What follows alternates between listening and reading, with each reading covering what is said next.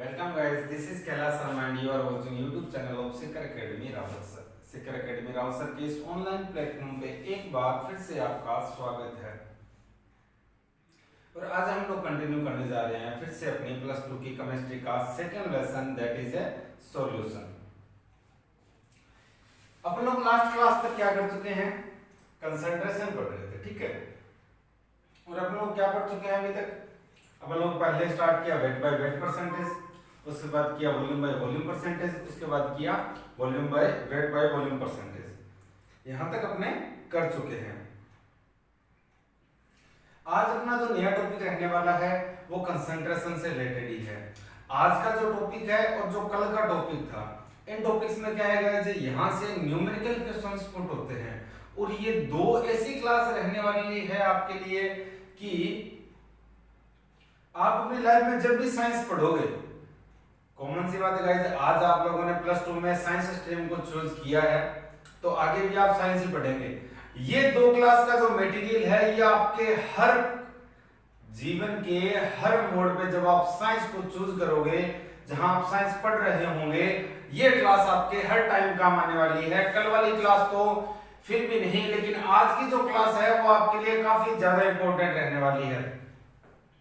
क्योंकि आज हमें कल का जो टॉपिक था उसमें मैंने आपको बताया था कि उनका यूजेस कहाँ होता है, तो आप इनका बेसिक यूज आपको बहुत सारी जगह देखने को मिलेगा। आप घर पे ही ऐसे कर लेना कि कोई एक मेडिसिन ले लेना, उसके ऊपर देख लेना कि आपको क्या कुछ वहां उनकी यूनिट्स मिलती है, वेट बाय वॉल्यूम मिलेगी, वॉल्यूम बाय वॉल्यूम मिलेगी, वेट बाय वेट मिलेगी।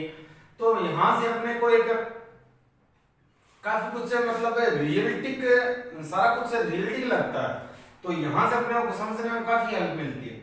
और आज जो करने जा रहे हैं ये आगे कोई भी किसी भी तरह के केमिस्ट्री के न्यूमेरिकल आएंगे तो इनका यूज होने वाला है।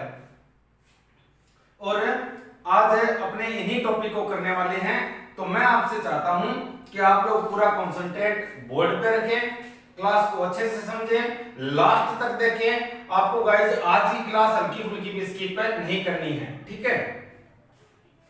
तो चलिए दोस्तों स्टार्ट करते हैं अपना आज का कंसंट्रेशन का फर्स्ट टॉपिक है दैट इज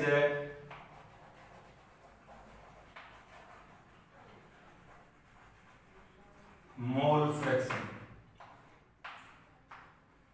सेकंड ये भी गाइस है कि आज की क्लास अपने थ्योरेटिकल पार्ट के रहने वाली है और कल की क्लास अपने न्यूमेरिकल पार्ट के रहने वाली है। तो ये जितने भी कल की और आज की क्लास का जो टॉपिक था अपना कंसंट्रेशन का, उसी बेसिस पे अपने कल के कुछ न्यूमेरिकल्स करेंगे। तो आप आज की क्लास और कल की क्लास पक्का देखेंगे। जिन्होंने कल की क्लास को स्किप कर दिया वो वापस जाके उस क्लास को पूरा देखेंगे, जिससे कल के न्यूमेरिकल्स में उनको कोई भी प्रॉब्लम नहीं आने वाली। तो चलिए दोस्तों स्टार्ट करते हैं अपना मोल फ्रैक्शन का टॉपिक। मोल फ्रैक्शन क्या होता है अपन लोग ऑलरेडी कह चुके हैं। अपने सॉल्यूट को डिनोट करेंगे B से और सॉल्वेंट को डिनोट करेंगे A से, ठीक है। Solute is denoted by B and solvent is denoted by A। Understand guys. अब यहां से क्या होगा, मान लेते हैं अपने पास कोई एक सॉल्यूशन है, we have a solution and we have a binary solution. We have already read that in this lesson we are going to read only about binary solution. Understand guys? So let's consider that we have a binary solution. There is a two constituent particles of this solution. First is A, second is a B. A is our solvent, B is our solute. Understand? It means total solution is A plus B. अब चलते हैं इससे आगे। इससे आगे क्या है, एक और अपने कुछ कंसीडर करते हैं। Let's consider that total mole of A, total mole of first constituent A, मान लिया क्या है Na। इजी है। B के लिए NB, B के लिए NB, इजी है guys. Let's consider that total mole of constituent A is Na and total mole of constituent B is NB. It means if we talk about total mole of solution, total mole of a solution. Then I can say that it will be sir Na plus Nb. अगर Na जो है A constituent के total moles हैं, Nb B constituent के total moles हैं, तो solution के total moles कितने होंगे? Na plus Nb. ठीक है। अब मैं अगर first now if I try to find the ratio of mole of constituent A to total mole of a solution, then I can write Na upon Na plus Nb. मैंने क्या किया? मैंने constituent A का ratio find किया, किसके साथ है? Total mole of solution के साथ। तो यही लिखूंगा। हाँ सर सही है। और ऐसा ही मैं अगर B के लिए करना चाहूं, then I will write Nb by Na plus Nb. Understand? इसको लिखा जाता है XA, that is denoted by XA and that is denoted by XB. समझ आई बात? और ये ही क्या है? मोल फ्रैक्शन है। ये क्या है? मोल फ्रैक्शन है ना, काफी इजी। मैं इसकी डेफिनेशन लिख देता हूं और कुछ भी नहीं है।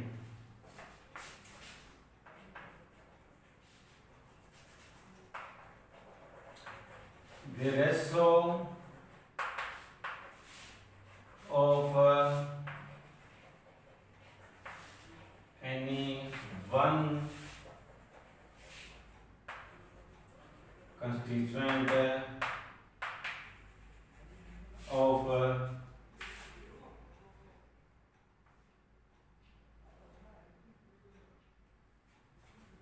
the ratio, इससे पहले मोल लिखेंगे। क्या लिखेंगे? मोल। तो क्या लिखूंगा? the ratio of mole of any one constituent of a solution. ये फर्स्ट के लिए ऊपर वाले को मेंशन कर दिया आप लोगों ने, इसको the ratio इसके रेशियो के लिए और mole of any one constituent of solution के लिए। ठीक है। To the total mole of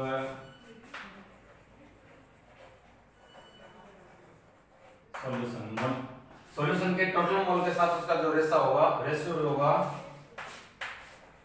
is known as mole fraction. ठीक है। This is represented by x, capital X। ठीक है। अगर आप सॉल्यूट का शो कर रहे हो तो एक्स बी लिखोगे और सॉल्वेंट का शो कर रहे हो तो एक्स ए। इसके बाद आपको क्या लिखना है? Let's consider that total mole of solute is N B और सॉल्वेंट के लिए एन ए। इसी तरह का मतलब कुछ बेसिक लिखना है जो मैं आपको यहाँ बता चुका हूँ, वो लिखना है। यहाँ ध्यान देने वाली बात क्या है? यहाँ हमेशा X A plus X B equal to क्या होता है? 1 होता है। क्या सर?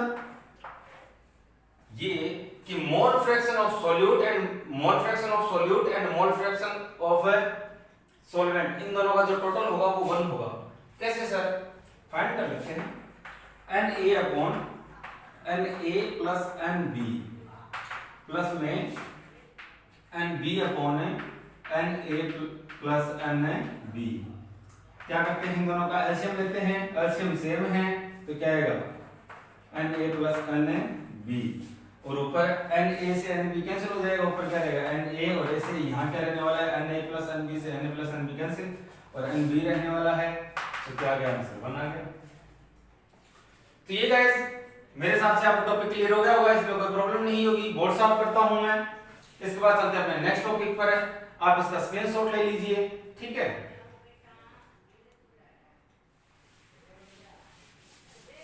स्क्रीनशॉट वीडियो को पॉज करके ले लिया करो। ठीक है, जिससे आपको कोई किसी तरह की प्रॉब्लम नहीं आएगी। आज की क्लास अपनी ज्यादा लंबी नहीं रहने वाली।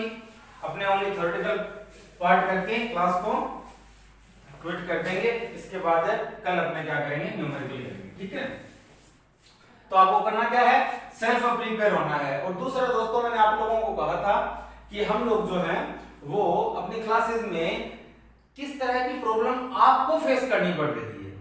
हमारे हिसाब से तो कोई प्रॉब्लम नहीं है, लेकिन एक पक्ष नहीं देखा जाता, दूसरे पक्ष से भी सोचना पड़ता है। तो आपकी तरफ से क्या प्रॉब्लम आ रही है, आपको क्या प्रॉब्लम फेस करनी पड़ रही है, टाइमिंग की क्या प्रॉब्लम है, सर क्लास के अंदर क्या प्रॉब्लम आ रही है, क्या किसी टीचर में प्रॉब्लम है, इस तरह की आपकी जितने भी प्रॉब्लम्स हैं।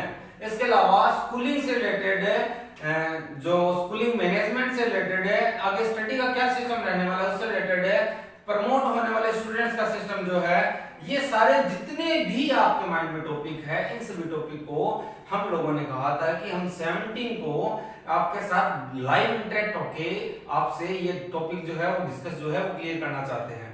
तो मैंने आपसे पूछा था कि क्या आप हमारे साथ जुड़ेंगे क्या, इस बेसिस पे आपको अपना ओपिनियन देना था।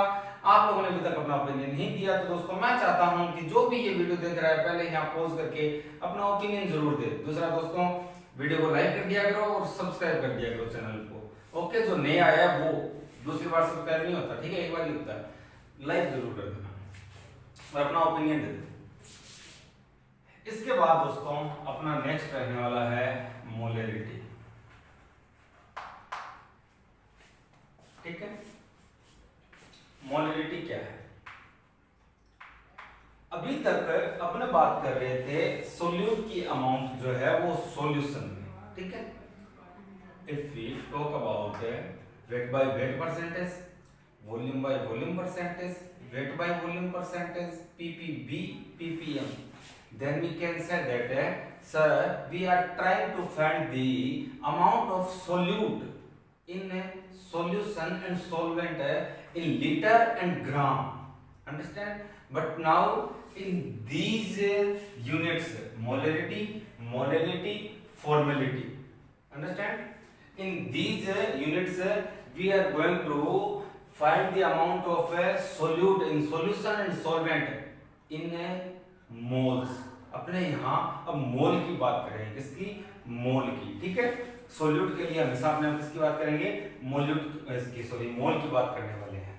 तो क्या कहूंगा मैं, पहले इनकी डेफिनेशन ज्यादा जरूरी है। एक तरफ मैं मोलैरिटी लिखता हूं, सेकंड है मोलैरिटी लिखता हूं, दोनों का अपने कंपैरिजन में स्टडी करेंगे।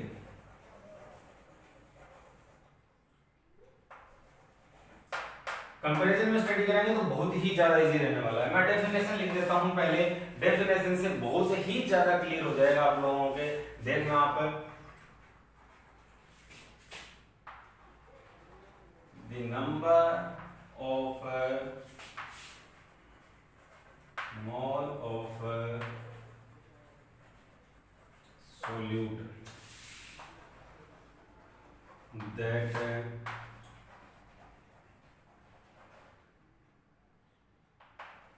dissolved in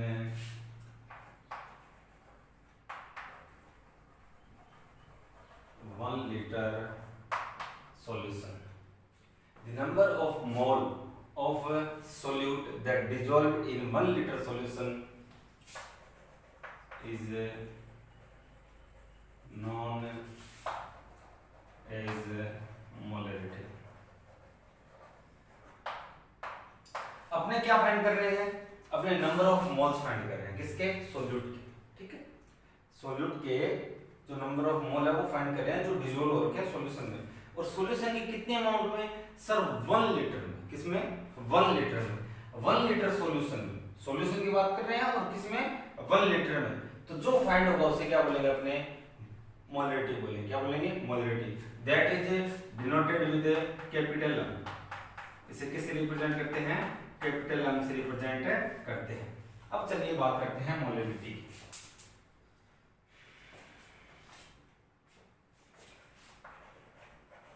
The number of mole of solute that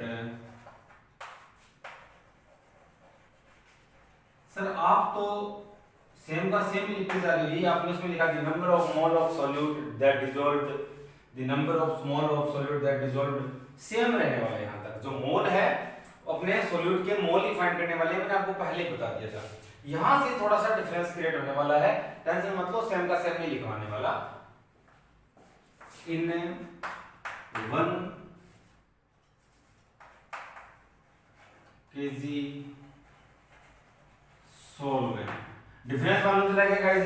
यहां आप लोग जो डिसॉल्व्ड सॉल्यूट की बात कर रहे हैं वो 1 लीटर सॉल्यूशन में बात कर रहे हैं, but here the number of mole of solute that is dissolved in solvent, जो सॉल्यूशन में डिसॉल्व हो रखा है या सॉल्वेंट में डिसॉल्व हो रखा है, एक ही बात है। यहां अपने इस यूनिट में अपने उसको स्टडी करेंगे किसके बेस पे, सॉल्वेंट के बेस पे। यहां स्टडी कर रहे हैं सॉल्यूशन के बेस पे, सॉल्यूशन की यूनिट लीटर में, और यहां सॉल्वेंट के बेस पे, और यूनिट क्या लेंगे, KG.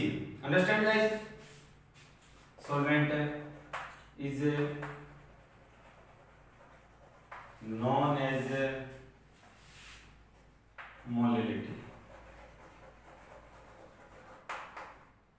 that is denoted with a small, इसे किससे रिप्रेजेंट करते हैं, स्मॉल m से, that is denoted with a capital M, इसको रिप्रेजेंट करते हैं कैपिटल M से, उसको रिप्रेजेंट करते हैं स्मॉल m से।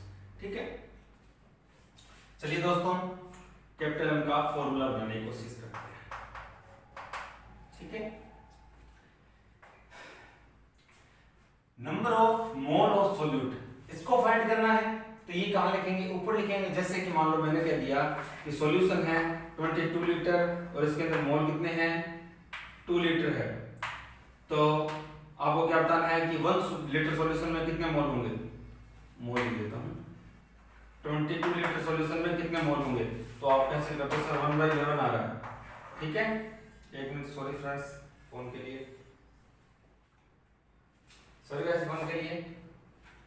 लेकिन मैंने कहा अपने पास 22 लीटर क्या है, सॉल्यूशन है, and we have 2 mole solute that is dissolved in 22 litre solution. ठीक है, या इसमें प्रेजेंट है 22 लीटर सॉल्यूशन में, ये भी कह सकते हो आप। तो सर 1/11 आ गया। ठीक है, ये अपनी मोलिलिटी है, यही है। तो इसको अपने यहां लिखना चाहेंगे, यानी कि नंबर ऑफ मोल जो है किसके, सॉल्यूट के, वो मैं क्या लिखूंगा, ऊपर लिखूंगा। तो और मोल को किससे रिप्रेजेंट करेंगे, n से। किससे रिप्रेजेंट करेंगे, n से, क्योंकि पहले कर चुके हैं, सेम ही चलेगा सिस्टम। और सॉल्यूट को किससे रिप्रेजेंट कर रहे हैं, b से। अपॉन में क्या लिखूंगा, वॉल्यूम किसका, सॉल्यूशन का।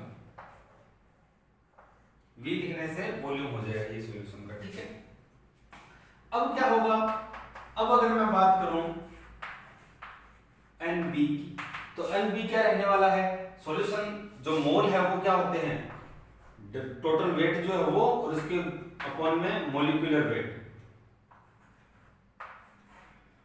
ये तो फॉर्मूला होता है।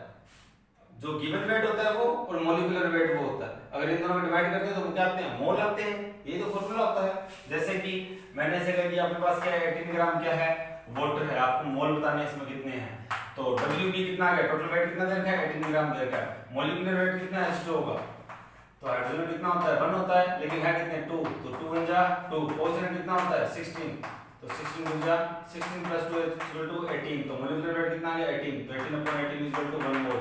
इट मींस 18 ग्राम वाटर में कितने मोल होंगे, 1 मोल होंगे। ठीक है, तो इस तरह मोल फाइंड किए जा सकते हैं। तो मैं इस फॉर्मूले को यहां पुट कर सकता हूं क्या, ऑफ कोर्स सर। ठीक है भैया, आपने कह दिया तो हमने मान लिया, और ये भी किसमें, लीटर में है। अब लीटर क्या होती है गाइस, इस तरह के अमाउंट के लिए, इस तरह के क्वेश्चंस के लिए लीटर थोड़ी बड़ी यूनिट हो जाती है। मैं इसको स्मॉल यूनिट करना चाहता हूं, स्मॉल यूनिट करना चाहता हूं, तो मैं यहां क्या लिखूंगा, ml लिखूंगा। क्या लिखूंगा, ml। लेकिन सर आप ml नहीं लिख सकते, क्योंकि अपने बात किसके कर रहे हैं, लीटर की बात कर रहे हैं। ठीक है भाई, लेकिन मैं ऐसे तो लिख सकता हूं, ml को मैंने 1000 से डिवाइड कर दिया, अब तो ये लीटर है। हाँ सर ये लीटर है, ऐसे लिख सकते हैं अपने, हाँ सर ऐसे लिख सकते हैं। तो capital M = WB/MB × V ml, और इनटू में ये 100 ऊपर आ जाएगा, इनवर्स हो जाएगा। और ये अपना किसका फॉर्मूला प्रूव हो जाता है, मोलरिटी, किसका, मोलरिटी का। यहाँ ध्यान देने वाली बात क्या है, अपने पास सोल्यूट के लिए है कुछ, कुछ किसके लिए है, सॉल्यूशन के लिए, लेकिन सॉल्वेंट का यहाँ कोई मेंशन नहीं। ठीक है, ये क्लियर होता है। सेम ऐसा ही यहाँ रहने वाला है। सोल्यूट की फाइंड करने हैं तो सोल्यूट की क्या रखेंगे, ऊपर रखेंगे। सोल्यूट की कहाँ रख दी, ऊपर। जिसको फाइंड कर रहे हैं, ये बेसिक थिंग्स होती है गाइस। जैसे कि मान लो मैं कह देता हूँ कि अपने पास है 20 कार्टून्स है या बॉक्स है, इन बॉक्स में कितनी पेंसिल है, पेंसिल है टोटल 100, तो वन बॉक्स में पेंसिल बताओ सर 5 होगी, बिकॉज 100 क्या है, टोटल है, 20 से डिवाइड कर दिया। तो जो पेंसिल है जिसको फाइंड करना है वो ऊपर रखते हैं। ये बेसिक थिंग्स है, इनको सिंगल लॉ कहते हैं, सिंगल रूल कहते हैं। ये काफी पहले अपने कर चुके हैं, 4th 5th क्लास में, 6th 7th क्लास में यहाँ कर चुके हैं। तो ऊपर क्या आएगा, solute, mole of solute, that is denoted by NB।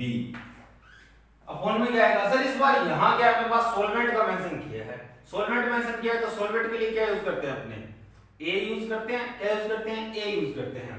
तो मैं क्या लिखूंगा,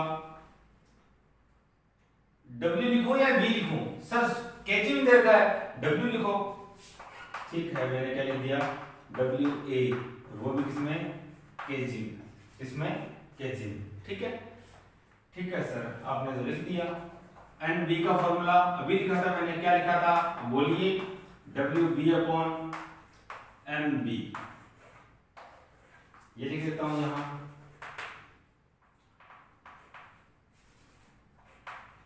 WB अपॉन NB इंटू में ये क्या है, WA। अब ए लिखने की जरूरत नहीं है बिकॉज अपने को मालूम है we are talking about molarity, understand, and molarity is find on the basis of a solvent, so we don't mention here WA, understand guys. कैसे लिखूंगा, बस मैंने कहा केजी में यहाँ बड़ी यूनिट है, इसको स्मॉल करना पड़ेगा, तो सर क्या करें, ग्राम लिख दे। क्यों लिख दें, आपने तो यहाँ केजी लिख दिया, यहाँ ग्राम लिखो, ऐसे नहीं चलता। चलो कोई बात नहीं, केजी लिख देते हैं, लेकिन केजी को मैं ऐसे तो लिख सकता हूँ कि इसको ग्राम में रिप्रेजेंट करके 100 से 1000 से क्या कर दिया, डिवाइड कर दिया, अभी तो ये केजी है। हाँ सर अब केजी है, ये चाहते हैं आपने, ये चाहते हैं, ठीक है सर।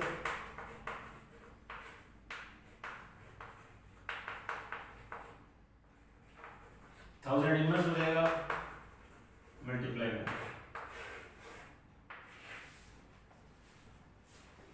ये गाइस किसका फॉर्मूला प्रूव होता है, मोलरिटी का। ये किसका प्रूव होता है, मोलरिटी का। मोलरिटी को रिप्रेजेंट करते हैं M से, कैपिटल M से, मोलरिटी को रिप्रेजेंट करते हैं स्मॉल m से, ठीक है। ये आप लोगों ने बेसिक फॉर्मूला का प्रूव कर लिया, आप लोग इसका स्क्रीनशॉट ले लीजिए। अगर आपको कोई प्रॉब्लम है तो आप कमेंट बॉक्स में मेंशन कर सकते हैं।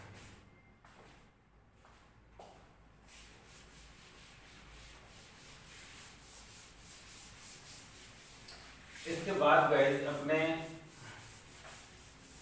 एक और कर लेते हैं, लास्ट यूनिट जो है फॉर्मेलिटी।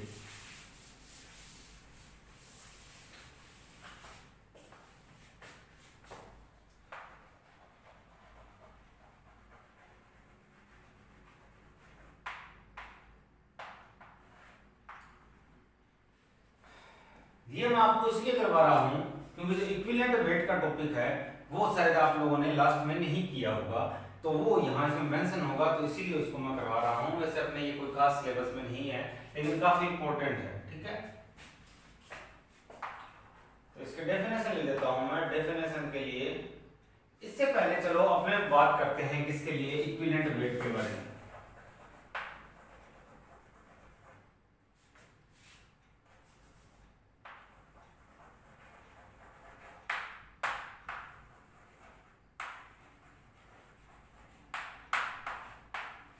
जैसे कि इक्विवेलेंट किसका, वेट किसका, एसिड का, किसका, बेस, ठीक है। मैं बात करता हूं H2SO4 का सर इक्विवेलेंट वेट बताइए, ठीक है।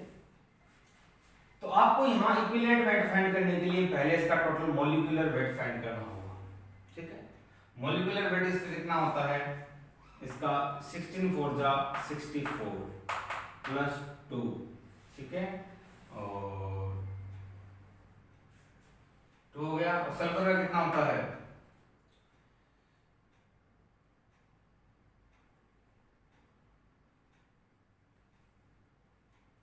16 16 टू 32। तो टोटल कितना हो गया? 4 into 6 6 into 8 and 6 and 3 9। Total हो गया 98। ठीक है। Total equivalent weight, total molecular weight कितना आ गया? 98। ठीक है। इसको लिखो आप ऊपर एज ए न्यूमरेटर। डिवाइड किससे करना है? डिवाइड इससे करना है कि अगर एसिड के बारे में बात कर रहे हो तो वो एसिड जो है वो कितने H+ आयन रिलीज कर रहा है, कितने H+ आयन रिलीज कर रहा है। अगर आप बेस की बात करोगे तो आप कहोगे कि कितने OH- आयन रिलीज कर रहा है। तो H+O4 कितने आयन रिलीज कर सकता है? 2। कितने कर सकता है? 2। तो 2 का डिवाइड करो कितना आएगा? 49। तो H+O4 का इक्विवेलेंट वेट कितना आ गया? 49। सर HCl में क्या रहेगा फिर? HCl में H क्या है? ओनली 1 है, तो आप डिवाइड करोगे इससे 1 से, और 1 से डिवाइड करने पर सेम वैल्यू अपने को एज ए रिपीट मिलती है। तो इसका जो मॉलिक्यूलर वेट होगा वो ही क्या होगा? इक्विवेलेंट वेट होगा। वो ही क्या होगा? इक्विवेलेंट वेट होगा। ठीक है सर, ये तो बात हो गई एसिड की। अगर आप H3PO3 H3PO4, आज का आपका होमवर्क ये रहेगा कि इन दोनों के लिए आपको क्या बताना है? इक्विवेलेंट वेट बताना है। या फिर आप दोनों को, चलो ये छोड़ो, आपको ये नहीं बताना, इसको दो नंबर 1 H3PO3 को, इसको दो नंबर 2। ठीक है। आपको ये बताना है कि ये कितने H+ रिलीज कर सकता है, फर्स्ट वाला, और सेकंड वाला कितने H+ रिलीज कर सकता है। तो आपको कमेंट बॉक्स में से लिखना है सर जो फर्स्ट है वो 3 रिलीज कर सकता है, सेकंड भी 3 रिलीज कर सकता है। ऐसे जो आपका मतलब आंसर होगा वो आपको एज ए कमेंट बॉक्स में, as a answer comment box में कमेंट करना होगा। ठीक है। बेस की बात करते हैं। जैसे कि मैं बात करता हूं NaOH की। ठीक है। 2 + 1 1 + 16 + 23 कितना हो गया? 40। ये हो गया 40। अब NaOH जो है कितने OH रिलीज कर सकता है? बेस की बात कर रहे हैं तो NaOH की बात करेंगे, हाइड्रोक्सिल आयन की। सर 1। तो ये लो भाई, NaOH का जो मॉलिक्यूलर वेट है और जो इक्विवेलेंट वेट है बोथ आर सेम। ठीक है। अगर आप बात करो MgOH2 की, तो MgOH2 में क्या करते हैं?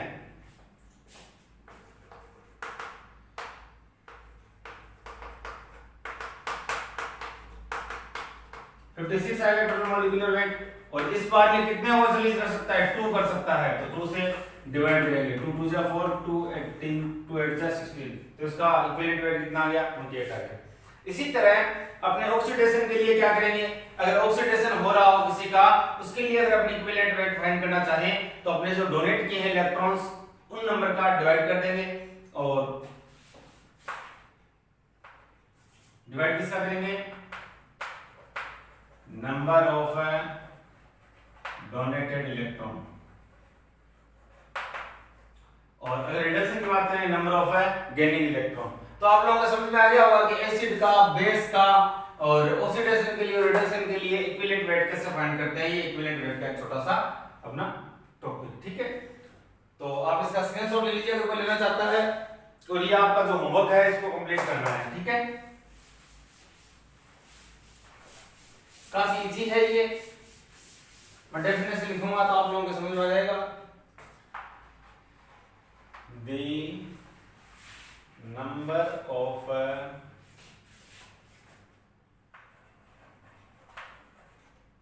equivalent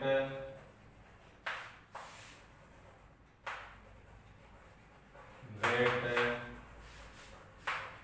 of solute that dissolved in 1 liter solution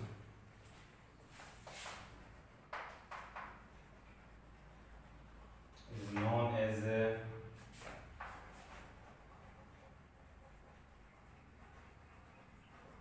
formality of solution। ठीक है। क्या करना है अपने को? कुछ नहीं करना, काफी इजी है। सेम अपना फॉर्मूला लिखना है, इसको रिप्रेजेंट करते हैं किससे? एफ से। That is represented by F. ठीक है। अब इक्विवेलेंट वेट क्या होता है सर? तो इक्विवेलेंट वेट को आप ऑलरेडी देख चुके हो क्या होता है, तो इसमें कोई प्रॉब्लम नहीं आनी चाहिए। इसके फॉर्मूले की बात करते हैं, इक्विवेलेंट वेट के फॉर्मूले की। तो वही बात क्या फाइंड करना है? Number of equivalent weight of A solute. तो ऊपर क्या लिखता हूं? Equivalent weight of A solute. और अपॉन में क्या लिखूंगा? 1 लीटर क्या लिखना है? वी, ये भी किसमें? लीटर में। ये इजी है, अभी अपन लोग जो किया है मोलरिटी के लिए वो रिपीट कर रहा हूं। ठीक है। तो इक्विवेलेंट वेट क्या लिखूंगा?